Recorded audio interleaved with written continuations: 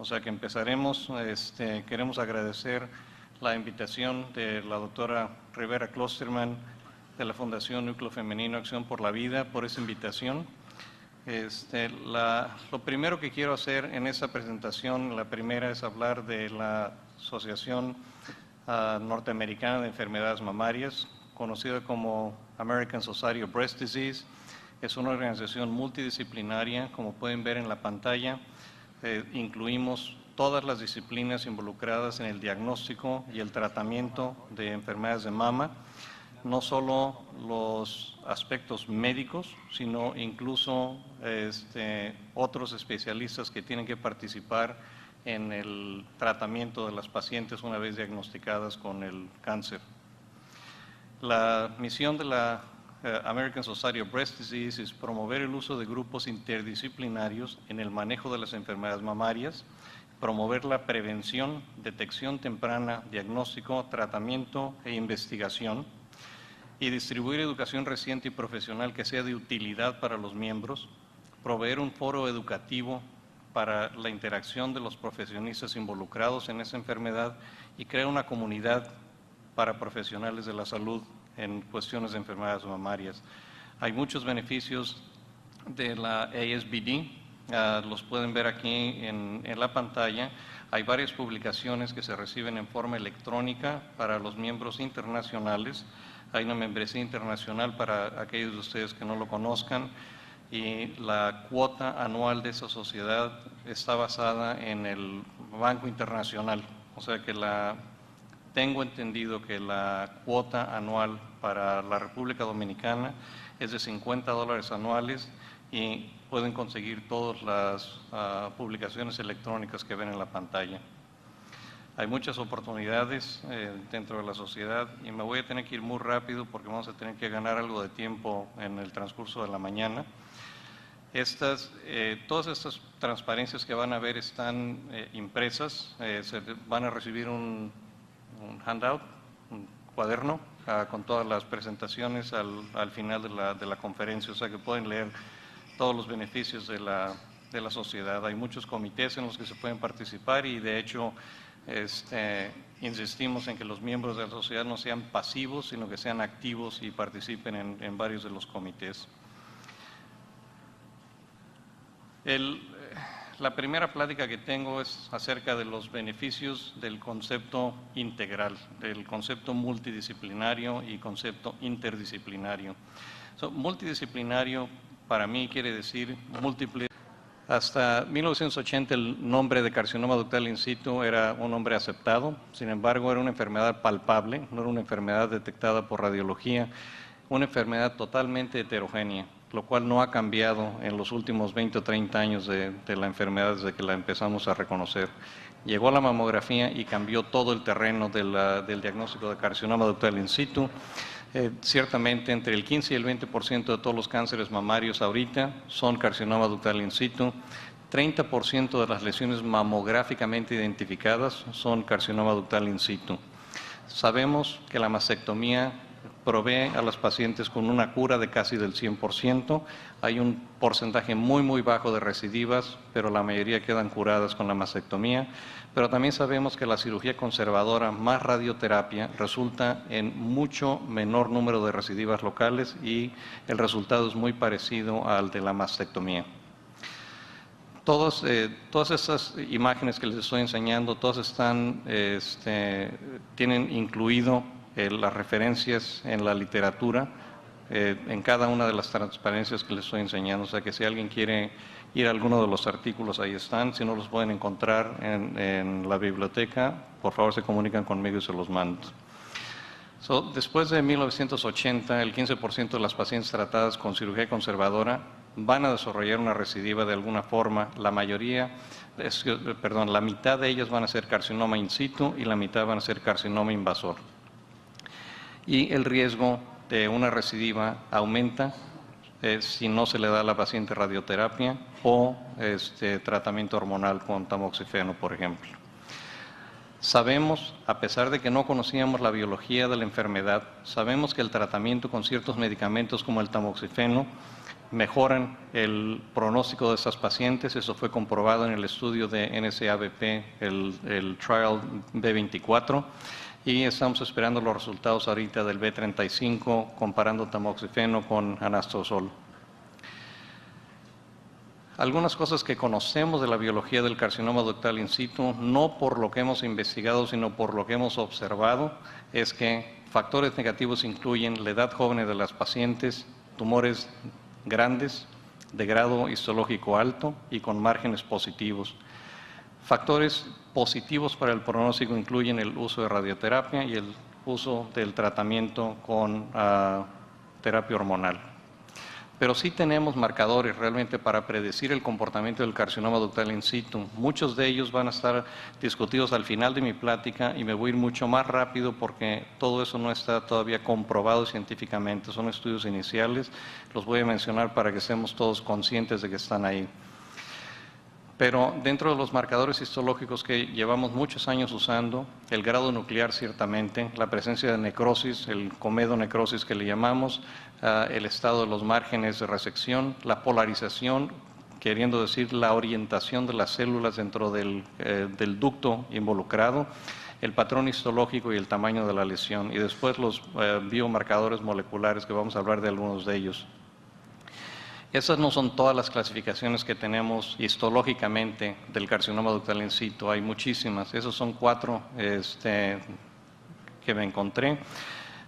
Ciertamente una de las iniciales fue la que hizo Michael Laios en San Francisco en 1989 y se continuaron con Roland Holland, Poller en Inglaterra y Silverstein y Laios en California con una modificación de la clasificación de Laios original.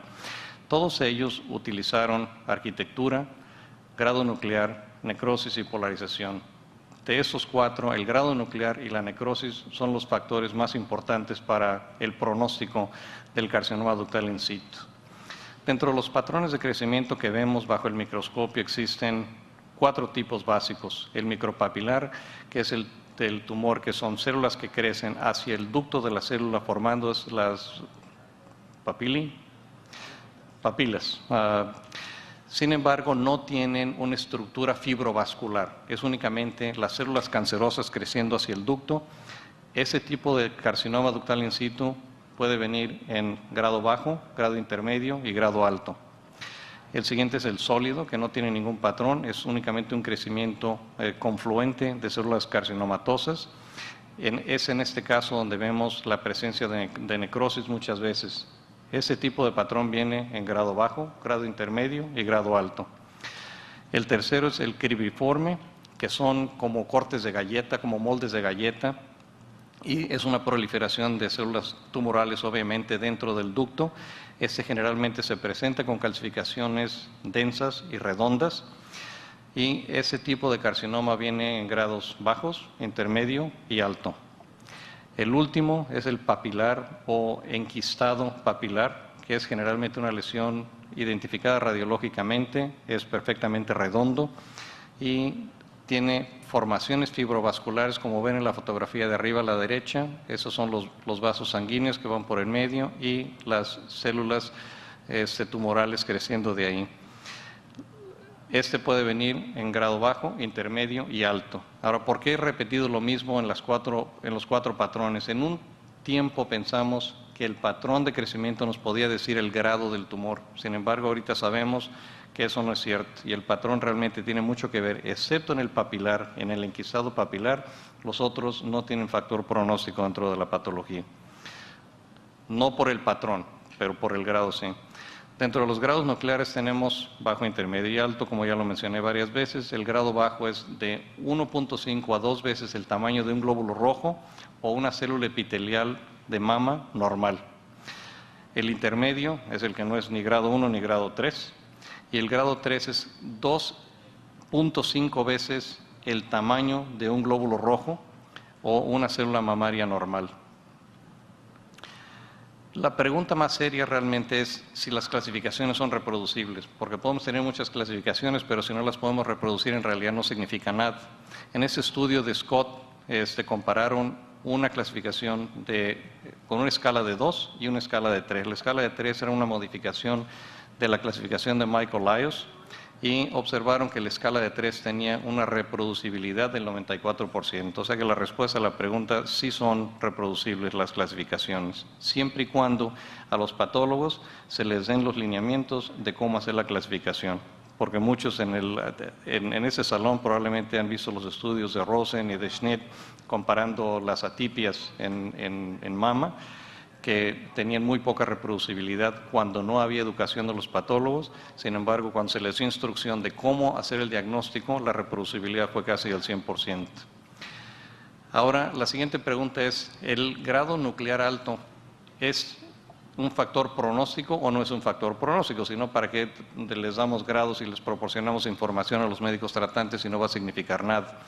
Ese estudio de Michael Lyons en 1989 tenía 79 pacientes con carcinoma ductal in situ, pacientes que que tuvieron cirugía conservadora nada más, no radioterapia y no tamoxifeno porque no existía en esa época, y el 10% de esas pacientes tuvieron recidivas. Todas fueron de grupo 1 y 2, que en la clasificación de Lyons son los de alto grado nuclear.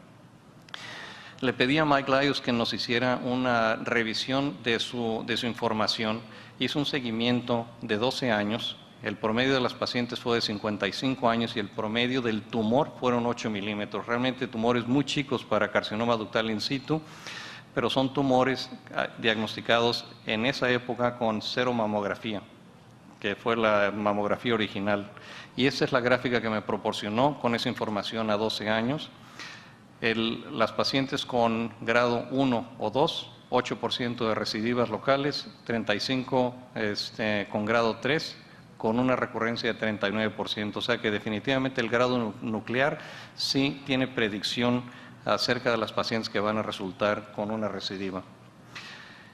Por supuesto, viene después la clasificación de Van Nuys, Mel Silverstein. La parte de patología la hizo con Michael Lyons precisamente.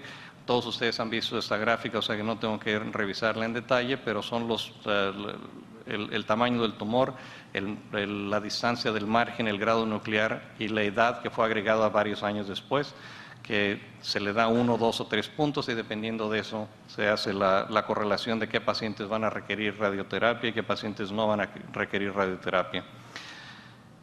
Esta es la información de los casos de Mike Lyons, los mismos 79 casos originales, pero reclasificados para terminar en una gráfica usando el Van Nuys, el índice pronóstico de Van Nuys. Y aquellos pacientes que tuvieron el índice de pronóstico 4, 5, 6, que es el más bajo, 0 recidivas, y aquellos que fueron 7, 8, 9, o 2 pacientes con score de 10, 47% de recidivas. O sea que, una vez más, el grado nuclear sí tiene poder pronóstico para determinar la probabilidad de recidivas. Ese es uno de los estudios originales que Mel Silverstein publicó. De hecho, eso está publicado en el libro de carcinoma ductal in situ de Mel Silverstein, en el que nos enseña que si el índice pronóstico es de 4, 5, 6, la recidiva local es del 2%, y si nos vamos a la parte derecha, el índice pronóstico de 10, 11 o 12, la recidiva local es de aproximadamente el 52%.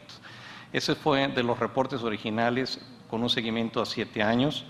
Ahora tienen información a 12 años, que básicamente es lo mismo. Este es el grado 4, 5, 6 con muy baja recidiva. Este es el 7, 8, 9 con 15% en aquellos pacientes que recibieron radioterapia y 29% en aquellas pacientes que recibieron únicamente cirugía conservadora. Y por supuesto el grupo más interesante es aquel de grado de índice pronóstico alto, en las que las pacientes que recibieron radioterapia, 48% de recidivas, y aquellas que recibieron únicamente cirugía conservadora, 91%. Cuando Mel Silverstein reanalizó la información, su conclusión es que en realidad el factor más importante de todo lo que se estaba viendo era el estado de los márgenes de resección, y fue lo que lo llevó a concluir que un margen de 10 milímetros era ideal para los pacientes de carcinoma in situ, que por supuesto no siempre se puede lograr, y aquellos que hacen cirugía saben que eso es efectivamente verdad. Otro estudio de Inglaterra combinado con Australia y Nueva Zelanda comprueba exactamente lo mismo. Aquellos de grado bajo recidivas ipsilaterales del 6% y aquellos de grado alto 18%.